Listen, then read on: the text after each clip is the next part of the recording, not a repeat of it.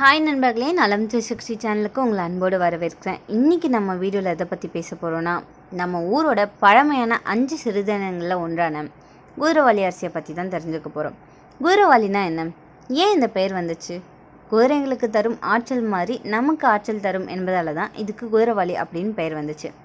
இன்றைய வாழ்க்கை முறை ஜங்க் ஃபுட், ஃபாஸ்ட் ஃபுட், வெள்ளை அரிசி அதிகமாக சாப்பிட்றது போன்ற பல பழக்கங்களில் இருந்துட்டு வருது. இதனால் நீரிழிவு, உயர் ரத்த அழுத்தம், கொழுப்பு, இதய நோய், வயிறு சம்மந்தப்பட்ட பிரச்சனைகள் வந்துட்டுருக்கு. அதுக்கு தீர்வு தரக்கூடியது தான் சிறுதானியங்கள். அதில் ஒரு முக்கியமானது தான் குதிரைவாலி. நம்ம தமிழ்நாட்டில் நிறைய வகை அரிசிகள் புழக்கத்தில் இருந்திருக்குங்க. சீரக சம்பா அரிசி, பாஸ்மதி அரிசி, சிவப்பு அரிசி, பாலக்காட் மட்டா, வெள்ளை அரிசி, குதிரைவாலி அரிசி, சாமை அரிசி போன்றவை அதில் குறிப்பிடத்தக்கது. இதில் குதிரைவாலி அரிசி குதிரைவாலை போல் இருக்கிறதால இதுக்கு இப்படி பெயர் வந்திருக்கு. குதிரைவாலி அரிசி தமிழகம், மத்திய பிரதேசம், மகாராஷ்டிரா, சண்டிகர் போன்ற மாநிலங்களில் பரவலாக பயிரிடப்பட்டு வருது. பழுப்பு நிறமுடையது. இந்த அரிசியான புழுங்கல், பச்சை ஆகிய 2 வகைகளில் கிடைக்குது.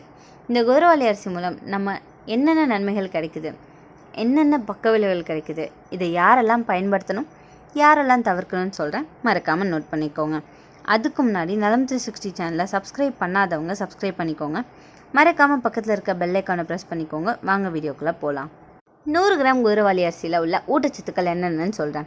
கார்போஹைட்ரேட் சீரான அளவு, புரதம் நல்ல அளவு, நார்ச்சத்து அதிகம், இரும்பு சத்து, calcium, phosphorus, vitamin B complex, calorie கட்டுப்படுத்தப்பட்ட அளவில் கொடுக்குது. அதனால் நீரிழிவு நோய்களுக்கு நல்லது. லோ கிளைசமிக் இண்டெக்ஸ், அதாவது இரத்த சர்க்கரையை மெதுவாக உயர்த்தும். வளர்கிற குழந்தைகளுக்கு தேவைப்படுற ஆன்டிஆக்சிடென்ட், பாஸ்பரஸ், கால்சியம், நார்ச்சத்து, புரதச்சத்து, இரும்புச்சத்து போன்றவை இந்த குதிரைவாலி அரிசியில் அதிகமாக காணப்படுதுங்க. வளரும் குழந்தைங்களுக்கு குதிரைவாலி அரிசியை தினமும் உணவாக சமைச்சு கொடுத்தீங்கன்னா நாள் முழுக்க சுறுசுறுப்பாகவும் ஆற்றலுடனும் இருப்பாங்க அப்படின்னு ஆய்வுகள் கூறுது. குதிரைவாலி அரிசியில் பாஸ்பரஸ், சுண்ணாம்பு சத்து அதிக அளவில் காணப்படுது. இந்த குதிரைவாலி அரிசியை சமைக்கும்போது கால்சியம் பாஸ்பேட்டாக மாறுதுங்க. இதனால் தினமும் உணவில் குதிரைவாலி அரிசியை சமைச்சு சாப்பிடும்போது எலும்புகள் வலிமை பெறுவதோடு பற்களும் உறுதியாக இருக்கும். பொதுவாக சர்க்கரை நோய் ஏற்பட காரணமாக இருக்கிறது நம்ம அதிக அளவு கார்போஹைட்ரேட் உள்ள உணவுகளை சாப்பிட்றது தான். குதிரைவாலி அரிசியை பொறுத்தவரை இதில் நார்ச்சத்து மட்டும் புரதச்சத்தும் தான் அதிகமாக இருக்குது. இன்றைக்கி சர்க்கரை நோயாளிகள் பலர் அரிசி உணவிற்கு மாற்றாக கோதுமையை தான் சாப்பிட்டு வராங்க. ஆனால் கோதுமையை காட்டிலும் இந்த குதிரைவாலி அரிசி தான் உடலில் அதிக அளவில் உடனே சர்க்கரை சேராமல் இருக்க உதவியாக இருக்கும். அதனால் சர்க்கரை நோய்கள் இதை உண்ணலாம். இது ஒரு சிறந்த தேர்வாகவும் கருதப்படுது. நார்ச்சத்து மற்றும் இரும்பு சத்து இந்த குதிரைவாலி அரிசியில் அடங்கியிருக்குங்க.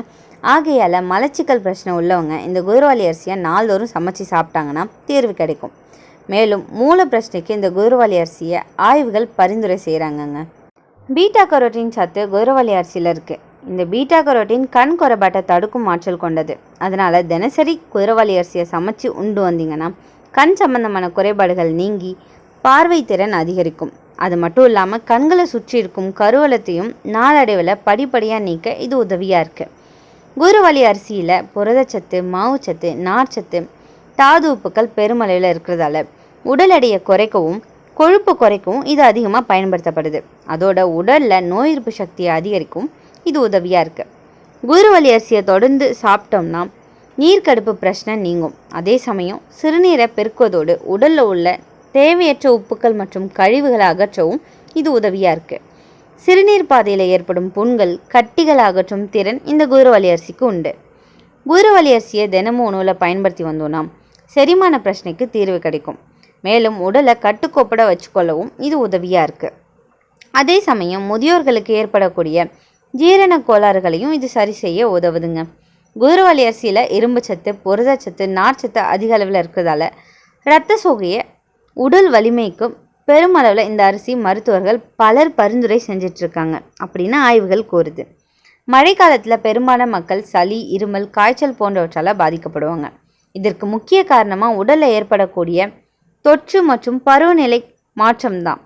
சளி, இருமலுக்கு குதிரைவாலி அரிசியும் ஒரு வகை சிறந்த தீர்வாக இருக்குது. மேலும் சுவாச கோளாறு பிரச்சனைகள் உள்ளவங்க இதை தொடர்ந்து உண்டு வந்தால் பலன் ஏற்படும்.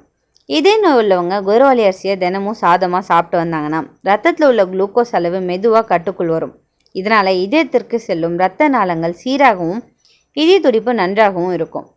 இன்றைக்கி பெரும்பாலான மக்கள் சரியான உறக்கம் இல்லாமல் அவதிப்படுறாங்க.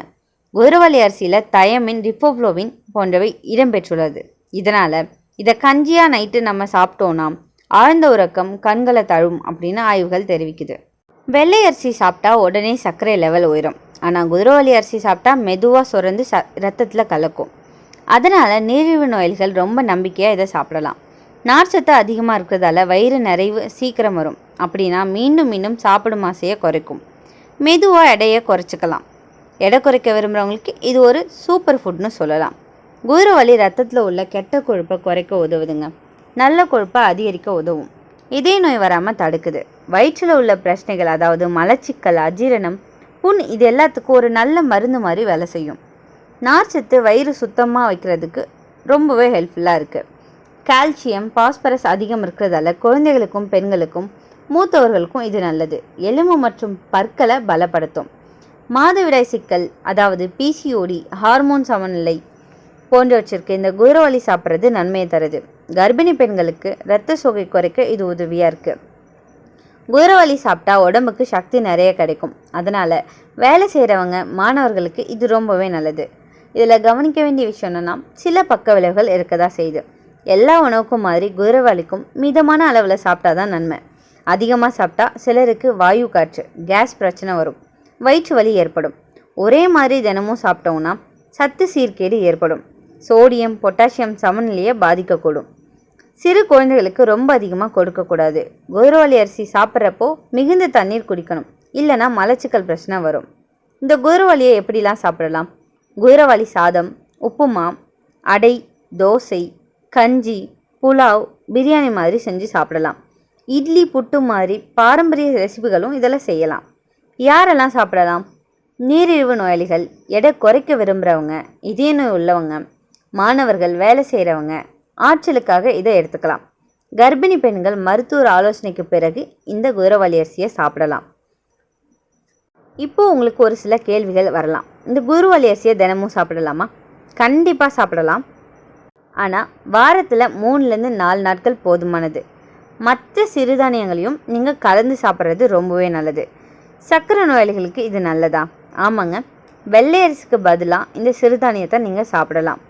குழந்தைங்களுக்கு கொடுக்கலாமான்னு கேட்டிங்கன்னா, 2 வயசுக்கு மேலே இருக்கிற குழந்தைங்களுக்கு கொஞ்சம் கொஞ்சமாக இதை கொடுக்கலாம். இதை சமைக்கிறதுக்கு சிரமமாக இருக்குமான்னு கேட்டிங்கன்னா, கிடையவே கிடையாது. இதை நம்ம சாப்பாடு மாதிரி சமைச்சும் சாப்பிடலாம். இந்த குதிரைவாலி அரிசி நம்ம பழமையான சித்த மருத்துவம் சொல்லியிருக்கும் ஒரு அற்புத உணவுங்க. நீரிழிவு, எடை, இதய பிரச்சனை, செரிமானம், இது எல்லாத்துக்குமே நல்லது. ஆனால் அளவுக்கு மீறாமல் சீரான அளவில் மற்ற சிறுதானியத்தோடு கலந்து சாப்பிட்டோன்னா உடம்பு ஆரோக்கியமாக இருக்கும். உணவே மருந்து, மருந்தே உணவுன்றது நம்ம முன்னோர்கள் சொன்னது. இது நிஜம்னு நமக்கு இப்போ தான் புரிய வருது. இப்போது நான் சொன்னதெல்லாம் உங்களுக்கு ஹெல்ப்ஃபுல்லாக இருக்கும்னு நம்புகிறேன். இந்த வீடியோ உங்களுக்கு பிடிச்சிருந்துச்சின்னா லைக் பண்ணுங்கள், ஷேர் பண்ணுங்கள். மறக்காமல் நம்ம சேனலை சப்ஸ்கிரைப் பண்ணுங்கள். அடுத்த ஒரு அற்புதமான வீடியோவில் உங்களை சந்திக்கிறேன். அது வரைக்கும் பை.